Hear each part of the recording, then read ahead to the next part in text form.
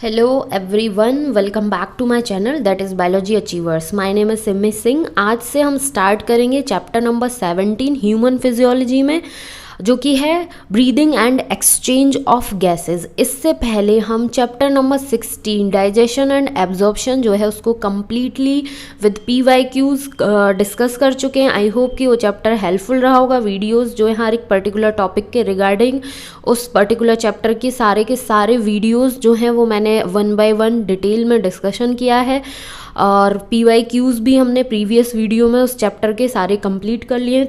2013 से 2020 तक में जितने भी क्वेश्चंस पूछे गए हैं वो सारे आई होप कि वो देखा होगा, हेल्पफुल रहा होगा। आज से हम स्टार्ट करेंगे chapter number 17 breathing and exchange of gases. ये जो चैप्टर है, अगर यदि मैं इसके इंट्रोडक्शन की बात करूं, इंट्रोडक्टरी पार्ट की बात करूं, तो जैसा कि हम सब जानते हैं ब्रीदिंग मीन्स सांस लेना, इनहेल करना, एयर का इनहेलेशन, या फिर स्पेशली हम बात करें कि ऑक्सीजन जो है उसको हम इनहेल करते हैं और उसके रेफरेंस में कार्बन डाइऑक्साइड जो है उसको ब्रीद आउट करते हैं, बाहर निकालते हैं। तो ये जो ऑक्सीजन का breathe in and carbon dioxide को ब्रीद आउट करने का प्रोसेस जो है ये क्या कहलाता है? ब्रीदिंग कहलाता है।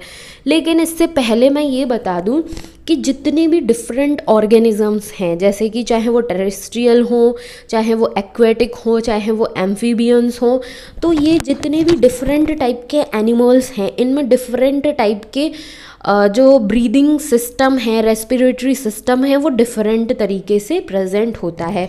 लेकिन क्या होता है कि सारे के सारे ऑर्गेनिजम्स जो हैं वो ये जो गैस है ऑक्सीजन, इसको यूटिलाइज़ करते हैं। किस लिए यूटिलाइज़ करते हैं?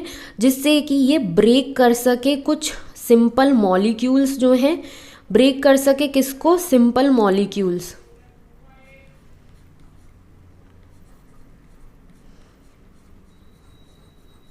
सिंपल मॉलिक्यूल्स में आ जाते हैं, जैसे कि ग्लूकोज हो गया, या फिर अमाइनो एसिड्स की बात की जाए, या फिर फैटी एसिड्स की बात की जाए, एक्सेट्रा। ये कुछ सिंपल मॉलिक्यूल्स हैं। इनको ब्रेक डाउन करने के लिए, इनको ब्रेक करने के लिए ऑर्गेनिजम्स क्या करते हैं? यूज़ करते हैं ऑक्सीजन का, यूटिलाइज करते हैं। जैसे ही हम ब्रीद इन करते हैं, मीन्स कि ऑक्सीजन हमारे अंदर गई, बॉडी के अंदर गई, वैसे ही ये जो ऑक्सीजन अंदर गई इसको क्या है? यूज़ करती हैं बॉडी की जो सेल्स हैं, वो यूज़ करती हैं इन पर्टिकुलर मॉलिक्यूल्स के ब्रेक डाउन के लिए। जब ये पर्टिकुलर मॉलिक्यूल्स का ब्रेक डाउन होता है तो इससे क्या होता है भाई? एनर्जी जो है वो रिलीज़ होती है बॉडी के अंदर। अब ये जो एनर्जी रिलीज़ हो रही है, इसी एनर्जी को हर एक ऑर्गेनिज्म की बॉडी जो है वो यूटिलाइज करती है डिफरेंट एक्टिविटीज़ को परफॉर्म करने के लिए। ठीक है, ये थी बात एक इंट्रोडक्शन बेसिस की कि जब ऑक्सीजन जो है, मैक्सिमम एनिमल्स जो हैं ऑक्सीजन को यूटिलाइज करते हैं कुछ सिंपल मॉलिक्यूल्स को ब्रेक करने के लिए, जिससे कि एनर्जी जो है वो रिलीज़ होती है, और एनर्जी को फिर बॉडी जो है यूटिलाइज करके डिफरेंट एक्टिविटीज़ जो है उसको परफॉर्म करने में यूज़ करती है। ये था एक छोटा सा इंट्रोडक्टरी बेसिस पे पार्ट। अगर यदि मैं ब्रीदिंग प्रोसेस जो है उसकी बात करूं, तो इसमें क्या होता है कि ये जो ब्रीदिंग का प्रोसेस है, इसके थ्रू गैसेस का एक्सचेंज होता है। जैसा कि अभी मैंने बताया कि ब्रीदिंग जो है वो एक्सचेंज ऑफ गैसेस है। जब हम ऑक्सीजन को इनहेल करते हैं, इन होता है ऑक्सीजन, मीन्स अंदर जाता है, तो उसके रेफरेंस में क्या होता है? कार्बन डाइऑक्साइड जो है वो आउट होती है, बॉडी से आउट होती है। और ये कार्बन डाइऑक्साइड जो है सेल्स ही प्रोड्यूस कर रही हैं, बॉडी की जो सेल्स हैं वही प्रोड्यूस करती है कार्बन डाइऑक्साइड को, जो कि बाहर निकलती है। ऑक्सीजन जैसे ही अंदर जाता है, कार्बन डाइऑक्साइड बाहर निकाल दी जाती है। तो ये जो प्रोसेस है breathing in and breathing out का, इसी को हम ब्रीदिंग के नाम से जानते हैं। सो ब्रीदिंग क्या है? प्रोसेस।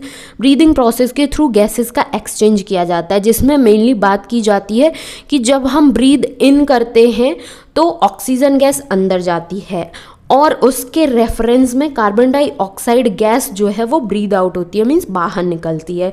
ये जो कार्बन डाइऑक्साइड है ये सेल्स के थ्रू ही प्रोड्यूस होती है, और breathe in and breathe out के इस प्रोसेस को, ये जो breathe in and breathe out का जो प्रोसेस है, इसको हम कॉमनली रेस्पिरेशन के नाम से भी जानते हैं। लेकिन ये क्या है, रेस्पिरेशन वर्सेस ब्रीदिंग की अगर बात की जाए तो इसमें थोड़ा सा माइनर सा डिफरेंस होता है।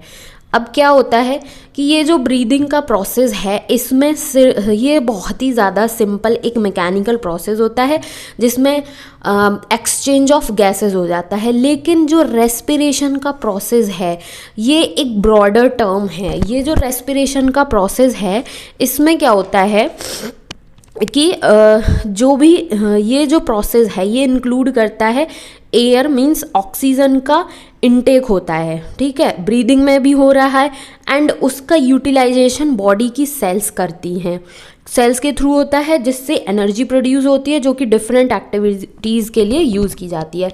ब्रीदिंग में सिंपली एक्सचेंज बोल दिया जाता है कि एक्सचेंज ऑफ गैसेस है, लेकिन रेस्पिरेशन में क्या होता है कि जो ऑक्सीजन बॉडी के अंदर गई अब उसको सेल्स यूटिलाइज कर रही हैं ब्रेक करने के लिए मॉलिक्यूल्स को। मॉलिक्यूल्स के ब्रेक होने की वजह से जो एनर्जी रिलीज होती है उसको बॉडी जो है हर एक ऑर्गेनिज्म की बॉडी यूटिलाइज करती है फॉर डिफरेंट एक्टिविटीज़ को परफॉर्म करने के लिए। ये एक माइनर सा डिफरेंस भी होता है ब्रीदिंग एंड रेस्पिरेशन में। अब बात आती है कि जो डिफरेंट टाइप के ऑर्गेनिजम्स हैं तो हर एक डिफरेंट टाइप के ऑर्गेनिज्म में जो रेस्पिरेटरी ऑर्गन है वो भी डिफरेंट होंगे। जैसे कि टेरेस्ट्रियल की बात की जाए तो उनमें जो रेस्पिरेटरी ऑर्गन है वो मेनली लंग्स होते हैं, ठीक है, लंग्स के थ्रू ये गैसेस का एक्सचेंज देखने को मिलता है। लेकिन जो एम्फीबियंस हैं मीन्स कि टेरेस्ट्रियल भी के भी तरीके से रेस्पायर कर सकते हैं और एक्वेटिक एनिमल्स की तरह भी रेस्पायर कर सकते हैं। लेकिन जो प्योर एक्वेटिक हैं जैसे कि फ़िश की अगर बात की जाए तो उसमें गिल्स प्रेजेंट होते हैं, तो गिल्स के थ्रू वो क्या करती है, रेस्पायर करती है। तो जो डिफरेंट ऑर्गेनिजम्स हैं उनका जो हैबिटेट है, लेवल ऑफ ऑर्गेनाइजेशन है, उसके बेसिस पर डिफरेंट रेस्पिरेटरी ऑर्गन्स प्रेजेंट होते हैं हर एक पर्टिकुलर ऑर्गेनिज्म में। सो बात करते हैं अब हम रेस्पिरेटरी ऑर्गन्स की, ठीक है। तो यहाँ पर ये जो फर्स्ट पॉइंट है इसमें बात की गई है mechanism of breathing very among different group of animals depending on their habitat and level of organization. ये जो ब्रीदिंग का मैकेनिज्म है, ब्रीदिंग का जो प्रोसेस है डिफरेंट ऑर्गेनिजम्स में, ये डिपेंड करता है कि उनका हैबिटेट कैसा है, एक्वेटिक है, एम्फीबियन है, टेरेस्ट्रियल है, या फिर उनका लेवल ऑफ ऑर्गेनाइजेशन कैसा है कि लोअर ऑर्गेनिजम्स हैं या हायर ऑर्गेनिजम्स हैं। तो इसके बेसिस पर रेस्पिरेटरी ऑर्गन्स जो हैं या फिर ब्रीदिंग जो मैकेनिज्म है वो अपना काम करता है। अब बात करते हैं फॉर एग्जांपल लोअर इनवर्टिब्रेट्स की। लोअर इनवर्टिब्रेट्स में आ जाते हैं जैसे कि स्पॉन्ज हो गया, सीलेंट्रेट हो गया, फ्लैटवर्म्स हो गया, एक्सेट्रा। ये क्या करते हैं, exchange of oxygen with carbon dioxide bye simple diffusion, ठीक है, एक्सचेंज सेम है oxygen and carbon dioxide gases का, लेकिन किस तरीके से, सिंपल डिफ्यूज़न के प्रोसेस के थ्रू होता है। जैसे नेक्स्ट पॉइंट जो है वहाँ पर बात की गई है अर्थवॉर्म्स की। अर्थवॉर्म्स जो हैं वो क्या करते हैं, इनकी जो मॉइस्ट क्यूटिकल मीन्स स्किन जो होती है, स्किन की जो सबसे आउटर लेयर जो होती है इनकी, उसको हम क्यूटिकल के नाम से जानते हैं, जो कि मॉइस्ट जो होती है, ड्राई नहीं होती।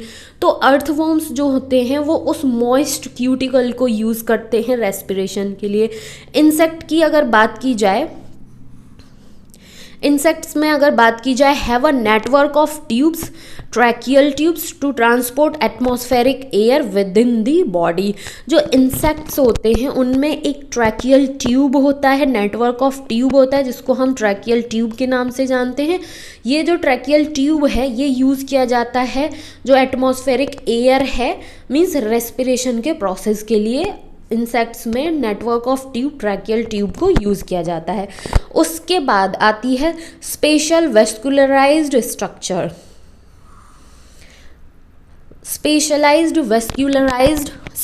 वेस्कुलराइज्ड स्ट्रक्चर जिसको हम गिल्स बोलते हैं। Bronchial respiration used by most of the aquatic arthropods and molluscs, ठीक है। तो जितने भी आर्थ्रोपॉड्स होते हैं, मॉलस्का जो होते हैं, उनमें क्या होता है, एक स्पेशल वेस्कुलराइज्ड स्ट्रक्चर प्रेजेंट होता है जिसको हम गिल्स के नाम से जानते हैं या फिर इसको हम ब्रैंकियल रेस्पिरेशन के नाम से भी जानते हैं। ये यूज़ किया जाता है मोस्टली जो एक्वेटिक एनिमल्स हैं, जैसे कि आर्थ्रोपॉड्स हो गए, मॉलस्क्स हो गए, या फिर फिशेस की बात की जाए तो उसमें गिल्स के थ्रू रेस्पिरेशन देखने को मिलता है।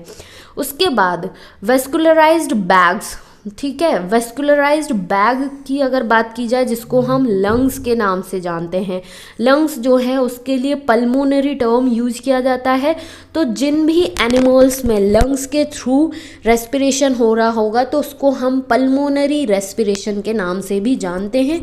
ये मोस्टली टेरेस्ट्रियल जो एनिमल्स होते हैं उनमें देखने को मिलता है रेस्पिरेशन लंग्स के through. So vascularized bags called lungs pulmonary respiration are used by the terrestrial form of the exchange of gases.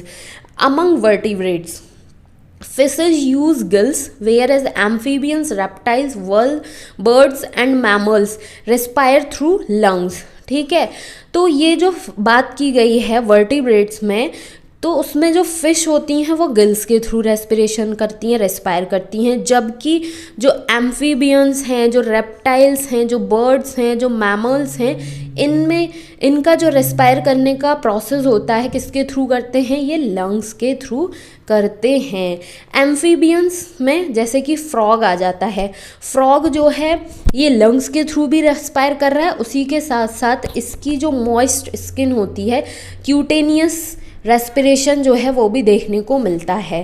कहने का मतलब ये हो गया कि जब फ्रॉग वाटर में प्रेजेंट होगा, एक्वेटिक एनवायरनमेंट में होगा, उस टाइम पर ये किसके थ्रू, अपनी मॉइस्ट स्किन, जो इसकी स्किन है उसके थ्रू रेस्पायर करेगा, जिसको हम क्यूटेनियस रेस्पिरेशन के नाम से भी जानते हैं। सो ये थे डिफरेंट ऑर्गेनिजम्स में उसके हैबिटेट और उसका लेवल ऑफ ऑर्गेनाइजेशन कैसा है, क्या है, उसके बेसिस पर रेस्पिरेटरी ऑर्गन्स।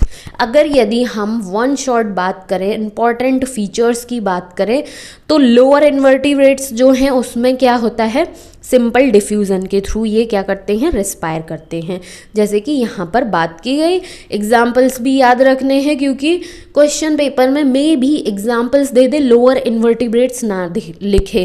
इसमें कैसे होता है, सिंपल डिफ्यूज़न के थ्रू। अर्थवॉर्म्स जो हैं वो किसके थ्रू करते हैं, क्यूटिकल जो है उसके थ्रू। उसके बाद इंसेक्ट्स जो हैं उनमें नेटवर्क ऑफ ट्यूब्स पाया जाता है, जिसको हम ट्रैकियल ट्यूब्स बोलते हैं, ये हो गया। उसके बाद आते हैं special vascularised structure, means specially gills के थ्रू। गिल्स के थ्रू किस में होता है, मोस्टली जो एक्वेटिक जो एनिमल्स होते हैं, फिश हो गए, आर्थ्रोपॉड्स हो गए, मॉलस्क हो गए, उनमें क्या होता है, गिल्स के थ्रू रेस्पिरेशन का प्रोसेस होता है, जिसको हम ब्रैंकियल रेस्पिरेशन के नाम से भी जानते हैं। उसके बाद अगर यदि हम बात करें कि जो टेरेस्ट्रियल फॉर्म हैं एनिमल्स की, उनमें लंग्स के थ्रू होता है, जिसको हम पल्मोनरी रेस्पिरेशन के नाम से जानते हैं। फिशेस में हमने देख लिया एक्वेटिक मीन्स गिल्स के थ्रू, और जो जितने भी टेरेस्ट्रियल हैं जैसे कि एम्फीबियन हो गए, रेप्टाइल, बर्ड्स, मैमल्स हो गए, इनमें लंग्स के थ्रू होता है। लेकिन एम्फीबियंस में फ्रॉग का अगर एग्जाम्पल की बात की जाए, जब फ्रॉग एक्वेटिक एनवायरनमेंट में होगा तो ये अपनी मॉइस्ट जो स्किन है उसके थ्रू रेस्पायर करेगा, जिसको हम क्यूटेनियस रेस्पिरेशन के नाम से जानते हैं। ये थे respiratory organs, different habitat and level of organization के अकॉर्डिंग। अब ये जो हमारा सिलेबस में है, डिटेल में जो डिस्कशन करना है, डिटेल में जो हमें पढ़ना है, वो पढ़ना है हमें ह्यूमन रेस्पिरेटरी सिस्टम के बारे में। सो जिस तरीके से हमने डाइजेशन एंड एब्जॉर्प्शन का प्रोसेस देखा था, तो उसमें क्या था कि एक फूड पैसेज देखा था। डाइजेशन एंड एब्जॉर्प्शन में हमने एक पूरा का पूरा जब हमने पढ़ लिया चैप्टर, तो वहाँ पर हमने देखा कि फूड पैसेज होता है, जिसमें हमारा वक्कल कैविटी, ओरल कैविटी, माउथ, कुछ भी बोल दें, ये आता है। उसके बाद था फेरिंग्स, फेरिंग्स के बाद आती है ईजोफेगस, ईजोफेगस के बाद था हमारा स्टमक, स्टमक के बाद स्मॉल इंटेस्टाइन, स्मॉल इंटेस्टाइन के बाद large intestine and then anus. इस तरीके से एक फूड पैसेज जो है वो प्रेजेंट है। सो सिमिलरली उसी तरीके से एयर पैसेज भी प्रेजेंट होता है ह्यूमंस में, जिसको हम रेस्पिरेटरी सिस्टम बोलते हैं। तो एयर पैसेज जो है ये क्या क्या इंक्लूड करता है, इसमें आ जाता है हमारा नोज़, नोज़ से स्टार्ट होता है, नोज़ आता है, नोज़ के बाद आता है फेरिंग्स। अब ये जो हम देख रहे हैं कि भाई फेरिंग्स फूड पैसेज में भी प्रेजेंट है, एयर पैसेज में भी प्रेजेंट है, ऐसा क्यों? ये जो फेरिंग्स है ये वो पर्टिकुलर रीजन है जहाँ पर फूड पैसेज और एयर पैसेज एक दूसरे को क्रॉस करते हैं, तो उस पर्टिकुलर रीजन को हम फेरिंग्स के नाम से जानते हैं। इसलिए ये क्या है, कॉमन होता है फूड पैसेज में एंड एयर पैसेज में, क्या, फेरिंग्स। फेरिंग्स के बाद आता है लैरिंग्स, लैरिंग्स के बाद आता है ट्रैकिया, ट्रैकिया के बाद आती हैं ब्रोंकाई, ब्रोंकाई के बाद आ जाता है हमारा लंग्स। सो इस तरीके से ये होता है एयर पैसेज और ये था फूड पैसेज। ये जो सीक्वेंस है ये भी आप नोट डाउन करके रख सकते हैं, क्योंकि जो PYQs हमने डाइजेशन एंड एब्जॉर्प्शन के किए हैं वहाँ पर जो एलिमेंट्री कैनाल का सीक्वेंस है, करेक्ट सीक्वेंस से रिलेटेड क्वेश्चन पूछा था इन केस ऑफ कॉकरोच, तो मे भी पूछा जा सकता है ह्यूमंस के केस में फूड पैसेज का करेक्ट सीक्वेंस या फिर एयर पैसेज जो है उसका करेक्ट सीक्वेंस। अब दोनों में फेरिंग्स जो है वो कॉमन होता है, तो इससे रिगार्डिंग भी क्वेश्चन पूछा जा सकता है, तो इसीलिए ये जो सीक्वेंस है इसको आप नोट डाउन करके रख सकते हैं। स्टार्ट करते हैं हम ह्यूमन रेस्पिरेटरी सिस्टम से। So the respiratory system in humans consist of air passage. जैसे कि अभी मैंने एयर पैसेज के बारे में बताया, तो जो ह्यूमन रेस्पिरेटरी सिस्टम है उसमें एक एयर पैसेज प्रेजेंट होता है जो कि जिसमें आ जाता है nose, pharynx, larynx, trachea, bronchi and the lungs. ये एक इसका करेक्ट सीक्वेंस है, इसी सीक्वेंस में याद रखना है और इसी सीक्वेंस में प्रेजेंट होता है। तो जो रेस्पिरेटरी सिस्टम है ह्यूमंस में उसका जो सबसे फर्स्ट पार्ट है जो कि होता है नोज़। सो नोज़ से स्टार्ट करते हैं, इसका भी बहुत ज़्यादा इंपॉर्टेंट रोल होता है। So external part of the nose bears two nostril separated by a cartilaginous septum. अब जो हमारी नोज़ है यहाँ पर ये स्ट्रक्चर देख सकते हैं नोज़ का। अगर यदि मैं एक फ़नी सा डायग्राम ड्रॉ करूँ नोज़ का तो ये कुछ इस तरीके से होता है नोज़, ठीक है भाई, इमेजिन कर लो ये हो गया हमारा नोज़, ठीक है। तो ये जो एक्सटर्नल पार्ट है नोज़ का, इसमें ये जो दो छिद्र होते हैं जिससे हम सांस लेते हैं, एयर अंदर जाती है, इसको हम नॉस्ट्रिल्स के नाम से जानते हैं। ये जो नॉस्ट्रिल्स हैं वो एक सेपरेटेड होते हैं कार्टिलेजिनस सेप्टम से। कार्टिलेजिनस सेप्टम कहने का मतलब ये हो गया कि एक स्ट्रॉन्ग फ्लेक्सिबल कनेक्टिव टिश्यू है, उसके थ्रू ये क्या होते हैं, सेपरेटेड होते हैं।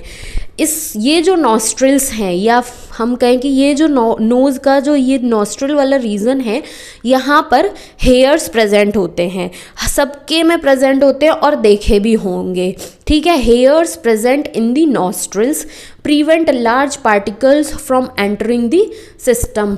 अब ये जो हेयर्स हैं ये क्या करते हैं कि कुछ लार्ज पार्टिकल्स या फिर कुछ डस्ट पार्टिकल्स जो हैं उनको हमारे रेस्पिरेटरी सिस्टम में अंदर ना वो एंटर कर जाए, उससे रोकने का काम करते हैं। उसका जो एंट्री है उसको प्रिवेंट, उसको स्टॉप करने का काम करते हैं हेयर्स जो प्रेजेंट हैं। The two nostrils open into a pair of nasal chamber.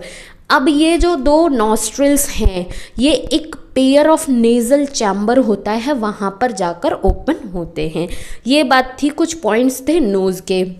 उसके बाद आता है कि the inner lining of the nasal chamber. Nasal chamber की जो इनर लाइनिंग है वो कुछ 3 डिफरेंट फंक्शंस को परफॉर्म करती है, जैसे कि वार्म्स द एयर। हेयर्स जहाँ तक प्रेजेंट थे वहाँ तक ऊपर बात की गई। उसके बाद ये जो दोनों नॉस्ट्रिल्स हैं ये एक सिंगल पर्टिकुलर पेयर या फिर एक पर्टिकुलर रीजन पर ओपन होंगे जिसको हम नेज़ल चैम्बर के नाम से जानते हैं।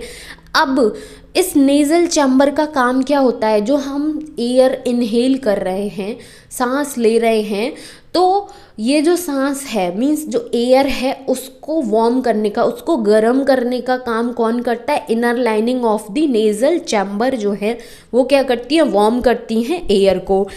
उसी के साथ साथ क्या करती हैं, ऐड करती हैं मॉइस्चर टू द एयर। जो नेज़ल चैम्बर की इनर लाइनिंग है वो कुछ म्यूकस सीक्रीट करती हैं, जिसकी वजह से जो हम एयर अंदर ले रहे हैं, इनहेल कर रहे हैं ऑक्सीजन को, इसमें मॉइस्चर जो है वो ऐड हो जाता है। It's mucus secretion entraps harmful particles. अब जो नेज़ल चैम्बर की इनर लाइनिंग म्यूकस को सिक्रीट कर रही हैं, तो ये जो म्यूकस है वो क्या करती है, कुछ हार्मफुल पार्टिकल्स, कुछ बैक्टीरियल पार्टिकल्स जो हैं उनको एंट्रैप कर लेती है, मीन्स पकड़ लेती है अपने पास में। सो इस तरीके से जो नेज़ल चैम्बर है, जो नोज़ है, वो क्या कर रही है कि जो हार्मफुल पार्टिकल्स जो हैं वो अंदर ना घुस जाएं, और जो एयर हम इनहेल कर रहे हैं उसको वार्म करने का, उसको मॉइस्चराइज्ड करने का काम करती है। और जो म्यूकस है वो harmful particles, bacterial particles, dust particles जो हैं उनको एंट्रैप कर लेती है, जिससे कि ये हमारे रेस्पिरेटरी सिस्टम में ना पहुँचे और रेस्पिरेटरी सिस्टम जो है वहाँ पर प्योर फॉर्म में ऑक्सीजन जाए। इसलिए नोज़ जो है उसका बहुत ज़्यादा इम्पॉर्टेंट रोल होता है रेस्पिरेटरी सिस्टम में। आई होप कि नोज़ का कॉन्सेप्ट जो है वो क्लियर हुआ होगा, क्या पार्ट होते हैं, क्या किसका काम है, ये चीज़ भी अच्छे से पढ़नी है, ध्यान रखनी है। क्योंकि भाई जो हमने डाइजेशन एंड एब्जॉर्प्शन का जो पूरा का पूरा चैप्टर पढ़ लिया और उसके बाद PYQs किए, तो देखा कि जो हमने छोटे छोटे पॉइंट्स पढ़े या टॉपिक्स के रिगार्डिंग, हर एक टॉपिक से कुछ भी उठाकर क्वेश्चन का जो है फॉर्मेशन हो जाता है। इसीलिए हर एक पॉइंट जो है अपने आप में उतना ही इम्पॉर्टेंट है जितना कि एक बड़ा टॉपिक या फिर बड़ा कॉन्सेप्ट जो है इम्पॉर्टेंट होता है। अगर यदि वीडियोस पसंद आते हैं, हेल्पफुल रहते हैं, तो प्लीज़ चैनल को ज़रूर सब्सक्राइब किया करें एंड वीडियो को लाइक भी ज़रूर करा करें। उसके बाद जो एयर पैसेज है उसमें क्या है, सेकंड जो स्ट्रक्चर है उसको हम फेरिंग्स के नाम से जानते हैं। अब फेरिंग्स मैंने बताया कि ये कॉमन होता है एयर पैसेज के लिए और फूड पैसेज जो है उसके लिए, जहाँ पर air passage and food passage जो एक दूसरे को क्रॉस कर रहे होते, उस पर्टिकुलर रीजन को हम फेरिंग्स के नाम से जानते हैं। अब इसको हम देखते हैं स्ट्रक्चर के बेसिस पर। सो ये जो स्ट्रक्चर है हम डाइजेशन एंड एब्जॉर्प्शन के प्रोसेस में भी ऑलरेडी पढ़ चुके हैं। तो ये क्या है, हमारा फूड पैसेज वक्कल कैविटी से यहाँ पे आया। ये हमारा नोज़ वाला नेज़ल वाला रीजन है, नेज़ल कैविटी एयर पैसेज है, ये इस तरीके से आया। जब ये दोनों air passage and food passage एक दूसरे को एक पर्टिकुलर रीजन पर क्रॉस करते हैं तो उसको हम जानते हैं फेरिंग्स के नाम से। इसके बाद ये क्या है, एयर पैसेज जो है वो डिफरेंशिएट हो जाता है एंड फूड पैसेज जो है वो डिफरेंशिएट हो जाता है। जो फेरिंग्स है वो ईज़ोफेगस में कंटिन्यू हो जाता है, ईज़ोफेगस थर्ड पार्ट होता है फूड पैसेज का। उसके बाद फूड जो एयर पैसेज है उसमें क्या होता है कि जो ट्रैकिया विंड पाइप जिसको हम बोलते हैं, third region of the air passage, ये इस तरीके से यहाँ पर आ जाता है। सो फेरिंग्स क्या है, फेरिंग्स जो है वो कॉमन पैसेज है एयर एंड फूड के लिए। ये क्या करता है, it leads into air tube जिसको हम ट्रैकिया बोलते हैं एंड फूड ट्यूब ईज़ोफेगस। कहने का मतलब ये हो गया कि जो फेरिंग्स था ये कॉमन रीजन थी, एक पार्ट में ये जाएगा जिसको हम ट्रैकिया विंड पाइप के नाम से जानते हैं, दूसरी तरफ ये जा रहा होगा जिसको हम फूड ट्यूब ईज़ोफेगस के नाम से जानते हैं। मीन्स दो पार्ट में डिवाइड हो जाता है। जो कहने का मतलब ये हो गया कि air passage and food passage को डिफरेंशिएट कर देता है। फूड पैसेज जो फूड ट्यूब है उसको ईज़ोफेगस के नाम से जानते हैं, और जो एयर पैसेज है जिसको हम विंड पाइप ट्रैकिया के नाम से जानते हैं। The entrance of trachea is guarded by a flap called epiglottis.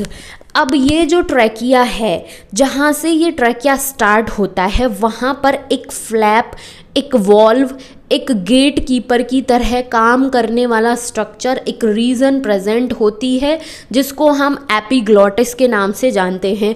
और ये एपिग्लॉटिस का क्या रोल होता है ये हम डाइजेशन एंड एब्जॉर्प्शन के चैप्टर में बहुत अच्छे खासे डिटेल में डिस्कशन कर चुके हैं।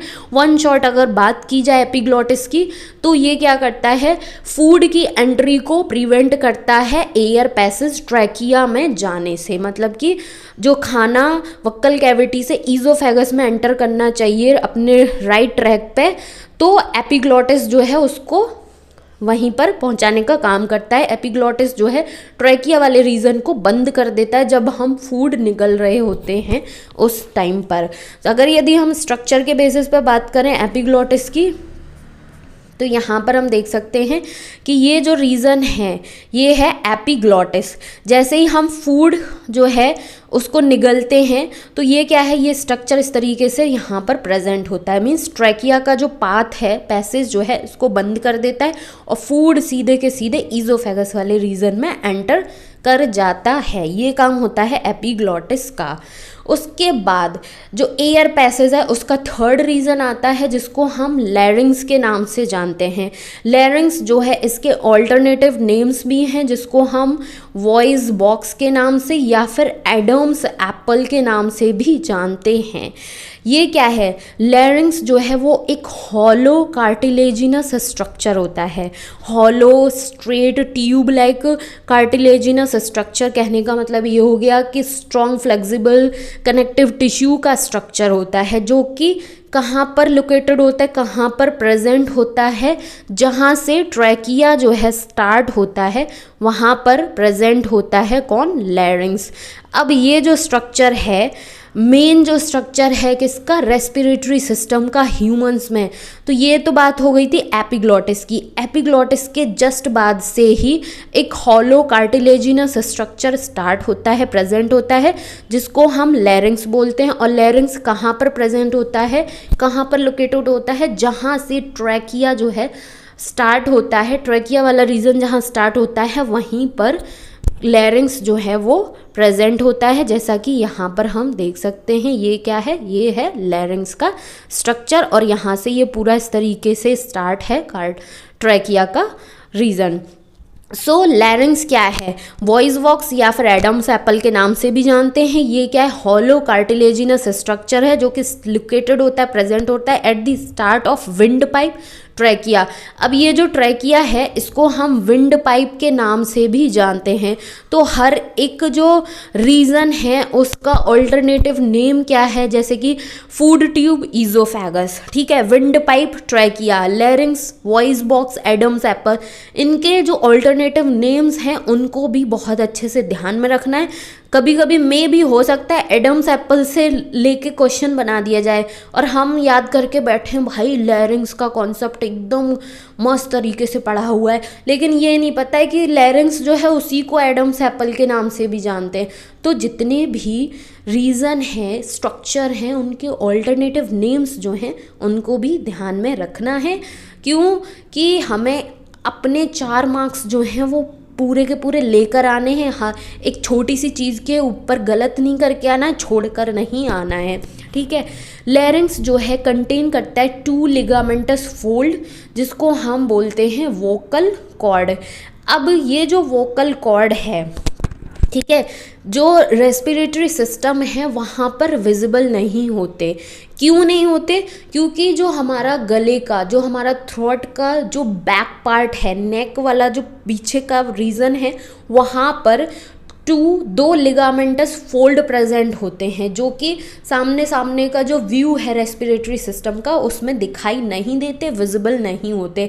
लेकिन ये जो 2 लिगामेंटस फोल्ड होते हैं इनको हम वोकल कॉर्ड के नाम से जानते हैं और इसी की वजह से ये जो हमारी साउंड प्रोड्यूस होती है, साउंड जो निकलती है वो वोकल कॉर्ड की वजह से ही आती है। सो ये पॉइंट जो है वो भी अपने आप में इम्पॉर्टेंट है कि जो लैरिंग्स है उसमें 2 लिगामेंटस फोल्ड प्रेजेंट होते हैं जिनको हम वोकल कॉर्ड बोलते हैं और इसी की वजह से क्या होता है, साउंड जो है वो प्रोड्यूस होती है, साउंड निकलती है जो है वो किसकी वजह से होती है, वोकल कॉर्ड की वजह से।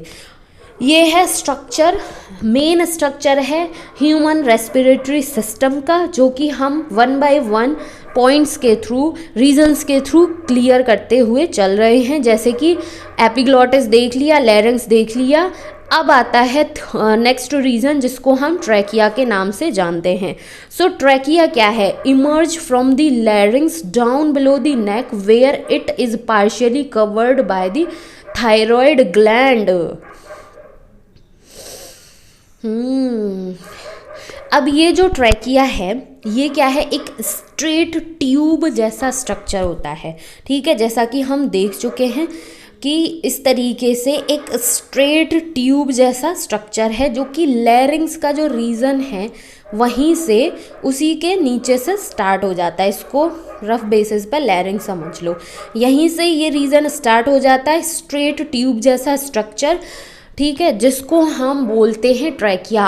और पार्शियली, नॉट कम्प्लीटली, पार्शियली ये क्या है, कवर्ड होता है। ये जो ट्रैकिया है ये पार्शियली कवर्ड होता है, किससे, थायराइड ग्लैंड से। इस ग्लैंड का नाम बहुत ज़्यादा अच्छे से इम्पोर्टेंटली माइंड में फिट कर लेना है कि थायराइड ग्लैंड जो है उससे पार्शियली कवर्ड होता है ट्रैकिया। ठीक है, कंप्लीटली कवर्ड नहीं होता, क्योंकि अगर यदि क्वेश्चन में इस तरीके से आ जाए कि कंप्लीटली कवर्ड होता है बाय थायराइड ग्लैंड, तो वो स्टेटमेंट क्या होगा, गलत होगा। क्यों बता रही हूँ मैं यहाँ पर कि जो हमने PYQs का सेक्शन किया है डाइजेशन एंड एब्जॉर्प्शन में, तो उसमें जो स्मॉल इंटेस्टाइन का इलियम रीजन था जिसमें विलाई प्रेजेंट होते हैं, उसमें एक सिरोसा जो है उससे रिलेटेड क्वेश्चन पूछा गया था। तो सिरोसा के बारे में स्टेटमेंट में ये दे दिया था कि ये इनर मोस्ट लेयर होती है, जबकि सिरोसा जो है वो आउटर मोस्ट लेयर होती है। सिर्फ एक टर्म के बेसिस पे स्टेटमेंट दे दिया था। सो इस तरीके से क्वेश्चंस जो है उनका फॉर्मेशन होता है। जब PYQs करते हैं तो उससे ये भी एनालिसिस करा करें कि हर एक जो पॉइंट है उसमें किस तरीके से क्वेश्चन का फॉर्मेशन हो रहा है, क्या पूछा गया है और एक्चुअल में उसका जो मीनिंग है वो क्या होता है। इससे अगर यदि हम इस तरीके से PYQs के एनालिसिस को अच्छे से समझेंगे तो एग्ज़ाम जब देंगे, एग्ज़ामिनेशन हॉल में जब हम बैठे होंगे, तो वहाँ पर हमारा जो माइंड है वो बहुत अच्छे से काम करेगा और अच्छे से कॉन्सेप्ट जो हैं वो रिवाइज होंगे माइंड में, और क्वेश्चन जो है वो 100 या 200% हम सही करके आएंगे। ठीक है, उसके बाद नेक्स्ट पॉइंट की अगर मैं बात करूँ ट्रैकिया में, तो ट्रैकिया की जो वॉल्स होती हैं, its walls are strengthen by C shaped ring of cartilage.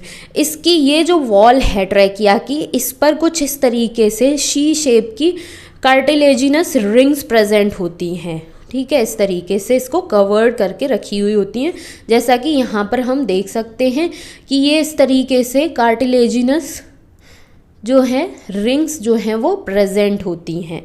ठीक, ट्रैकिया का जो स्ट्रक्चर है उस पर The rings provide flexibility and keep the trachea distended permanently। अब ये जो इस तरीके से रिंग्स जो प्रेजेंट हैं, कार्टिलेजिनस जो रिंग प्रेजेंट है, ये क्या करती हैं, ट्रैकिया को फ्लेक्सिबिलिटी प्रोवाइड करती हैं और कीप द ट्रैकिया डिस्टेंटेड परमानेंटली, और एक डिस्टेंस मेंटेन रहेगा ट्रैकिया का जो रीज़न है उसमें वो डिस्टेंस मेंटेन रहे। एक ट्यूब की फॉर्म में जो स्ट्रक्चर है वो ट्यूबलेस से स्ट्रेट ट्यूब जैसे स्ट्रक्चर की फॉर्म में ही प्रेजेंट रहे, ये रिंग्स उसका काम करती हैं। ये था ट्रैकिया का कॉन्सेप्ट। आई होप कि अभी तक जितना हमने पढ़ा breathing and exchange of gases में इंट्रोडक्टरी पार्ट या फिर रेस्पिरेटरी ऑर्गन्स, अगर हम बात करें डिफरेंट ऑर्गेनिजम्स के, उनके habitat and level of organization के बेसिस पे उसकी,